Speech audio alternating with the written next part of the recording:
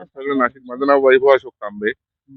मी उद्योग व्यवसायानिमित्त पुण्याला शिफ्ट झालो एक 10-15 वर्षापूर्वी.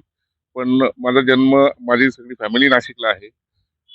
आमचं लहानपण सगळं ह्या तपोवन पंचवटी परिसरात गेलंय. आता ही वृक्षतोडीची बातमी ऐकून खूप म्हणजे मनापासून यातना झाल्या, की एक 5-10 मिनिट तरी वेळात वेळ काढून कामात सोडून याच्या याला सपोर्ट म्हणून इथं उपस्थिती लाभावी किंवा यावं असं वाटलं तळमळीने, म्हणून इथे आलोय. माझी शासनाला मनापासून कळकळीची विनंती आहे, हात जोडून विनंती आहे, की नका ऱ्हास करू याचा. हे आमच्यासाठी खूप महत्वाचा आणि जीवन संजीवनी देणारा परिसर आहे. आमची हात जोडून विनंती, याचा पुनर्विचार करण्यात यावा. करतोय. काय एसटीपी प्लॅन मध्ये काय झालं होतं एक्झॅक्ट, काय परिस्थिती होती तिथली त्याबद्दल? नाशिक महानगरपालिकेने कुंभमेळ्याच्या नावाखाली एसटीपी प्लॅन बांधण्यासाठी 447 झाडे तोडण्याची पेपर नोटीस जाहीर केलेली होती.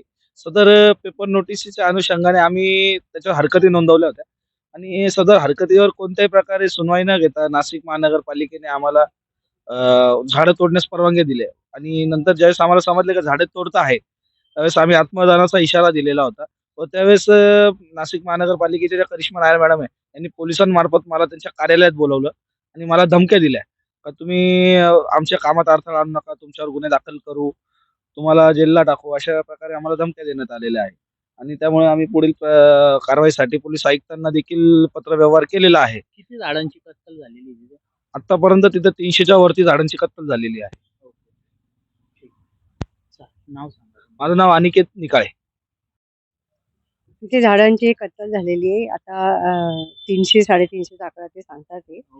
तर त्यांनी म्हणजे एसटीपी होऊ नये असं काही आम्हाला वाटत नव्हतं. एसटीपी पाहिजेच आहे आम्हाला. पण आम्ही पहिल्यापासून आमची ही मागणी होती का तुम्ही जेव्हा करताय आणि एवढी झाडं कट होणार आहे याची आम्हाला त्यांनी कल्पना दिली नव्हती. बरं. आणि आम्ही पहिल्यापासून एक मागणी केलेली आहे की तुम्ही पर्यावरणप्रेमी आणि तर तिथे आम्ही जॉईंट सर्वे करा. जर समजा तिथे जॉईंट सर्वे झाला असता तर एवढ्या झाडांची कत्तल झाली नसती, तर ती आपल्याला टाळता आली असती. आणि त्यांचं ना पहिल्यापासून हे वागणं जे संशयास्पद असतं ते आम्हाला काही कळवत नाही. ते कत्तल झाल्यानंतर हे असं असं करण्यात आलं हे असं पण त्यांनी आम्हाला काही सांगितलं नाही. झाडांचं म्हणजे तिथे त्यांनी ती गाडून टाकली. म्हणजे हे खूप भयावह प्रकार आहे. गाडून टाकणं, लपवणं म्हणजे हे संशय निर्माण करण्यासारखं आहे. आणि यांच्या प्रत्येक स्टेप ह्या पहिल्यापासून या संशयास्पद आहेत.